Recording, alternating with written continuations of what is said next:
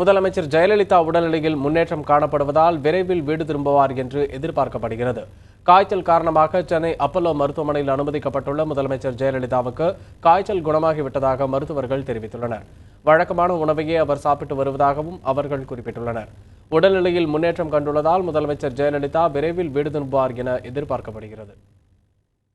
முதலமைச்சர் ஜெயலலிதா உடல்நலம் பெறவும் நீண்ட ஆயுளுடன் வாழவும் வேண்டி சென்னை வடபழனி முருகன் கோயிலில் சிறப்பு வழிபாடு நடத்தப்பட்டு தங்கத்தேர் இழுக்கப்பட்டது. விருகம்பாக்கம் பகுதி அதிமுக சார்பாக நடைபெற்ற இந்நிகழ்வில் ஏராளமான அதிமுகவினர் கலந்து கொண்டனர். முதலமைச்சர் ஜெயலலிதா பூரண நலம் பெற வேண்டி சென்னை பார்த்தசாரதி கோவிலில் சிறப்பு வழிபாடு நடைபெற்றது. சிறப்பு அர்ச்சனை மற்றும் வழிபாட்டில் சமூக நலத்துறை அமைச்சர் டாக்டர் சரோஜா மற்றும் அதிமுக மகளிரணி நிர்வாகிகள் பெருமளவில் கலந்து கொண்டனர்.